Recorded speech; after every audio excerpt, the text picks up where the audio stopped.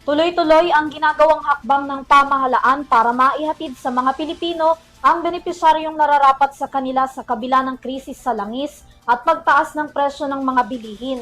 Sa isinagawang purok kalusugan ng Health Department, katuwang ang PhilHealth, nakatanggap ang higit 500 tsuper at magsasaka ng serbisyong medikal at libreng gamot.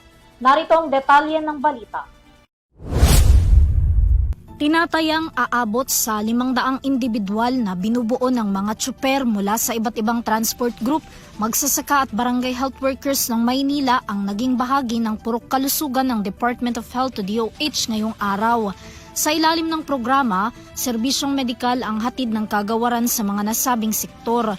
Nangunguna na rito ang Yaman sa Kalusugan o YAKAP program ng Philippine Health Insurance Corporation o PhilHealth na layong irehistro ang mga ito para makatanggap ng libreng gamot sa mga accredited YAKAP drugstore na nagkakahalaga ng 20,000 pesos kada taon. Bukod pa dyan ng free consultation, check-up, screening at laboratory.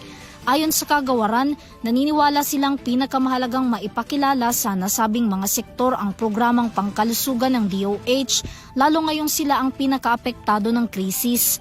Para nga kay Boy Vargas, National President ng Alliance for Transport Operators Drivers Association of the Philippines o ALTODAP, napapanahon ang ginagawang hakbang na ito ng DOH, lalo't malaking tulong sa kanila ang mairehistro sa YAKAP program nang hindi nahihirapan at sa oras na sila ay magkakasakit, makakatanggap sila ng agarang tulong mula sa ahensya.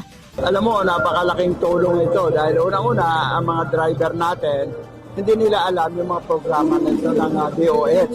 Ang mga driver, wala kaming sapat na pera para magpakonsulta or pumasok sa ospital. Iniulat naman ng Generica Drugstore na partner ng DOH at PhilHealth na marami na ring mga Pilipino ang nakakuha sa kanila ng libreng gamot sa pamamagitan ng YAKAP program kung saan mayroon silang 54 na mga gamot na pwedeng ibigay ng libre sa ilalim ng programa basta't rehistrado dito at may resetang maipipresenta. So far, dahil si Generica Drugstore sa national chain, so ang dami na po nating customers ngayon na nakaka-avail po ng mga libreng gamot. Nationwide po, ang pinakamalaki po siguro umaabot na kami ng mga 15,000 as of speaking po na mga customers na nakakakuha po ng libreng gamot. Hindi lang pang matagalang serbisyong medikal ang hatid ngayon at alok ngayon ng Department of Health o DOH sa ating mga tsuper, magsasaka at DHW. Kundi nagbigay rin sila ng 10 kilong bigas, 15 kilong mga gulay at itlog na idinaan nila sa pagbabayanihan. Direktang itong binili ng DOH sa mga magsasaka na bahagi rin ng naturang programa.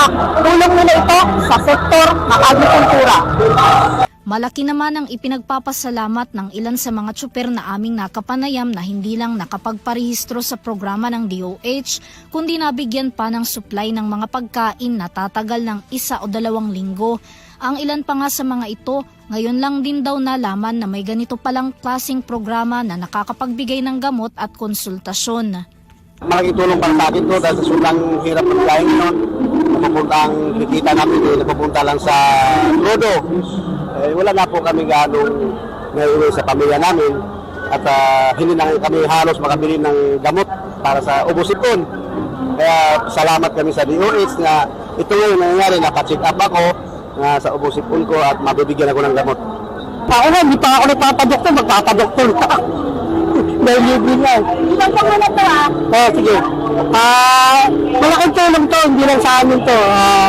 Sa transportasyon at sa magsasaka, malaking tulong talaga to.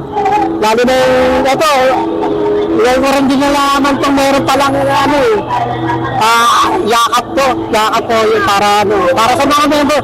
Tiniyak naman ni Health Undersecretary at Spokesperson Albert Domingo na aabutin nila lahat ng mga tsuper, BHW at magsasaka para mas mailapit ang primary healthcare, lalo't ramdam nila ang hirap na pinapasan ng mga ito sa taas presyo ng krudo at iba pang pangunahing bilihin. Po talaga na ito yung ating ginagawa ngayon kasi meron tayong state of energy crisis. Pero ang alam natin kasi yung presyo ng petrolyo, ng crudo, nakaka-apekto sa lahat ng mga bagay. Dito sa ating ginagawa, 3 grupo ang ating tinutulungan sa utos ng ating Pangulo, ang ating mga magsasaka. Bakit? Kasi hindi maidala sa ating mga syudad. Bumili ho ang DOH ng ating mga gulay all the way sa Nueva Vizcaya. At ikalawa yung ating mga tsuper na sila yung pinaka-apektado talaga kasi presyo ng krudo ang nagbabago. So sila yung karamihan sa mga ating benepisyaryo. Pero ikatlo, ito yung mga tumutulong at tinutulungan din yung ating mga DHW. Let me correct myself, 3 silang tumutulong actually.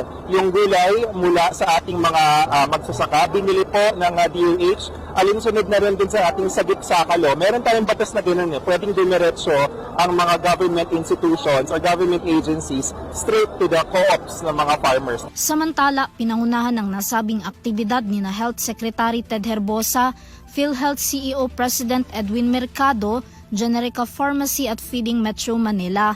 Dinaluhan din ito ng Nueva Vizcaya Agricultural Terminal, Altodap, Pasang Mazda, Manibela, Motorcycle Philippines Association at iba pang grupo at individual. Para sa European News, Vanessa Cleopas, sumasaludo sa bawat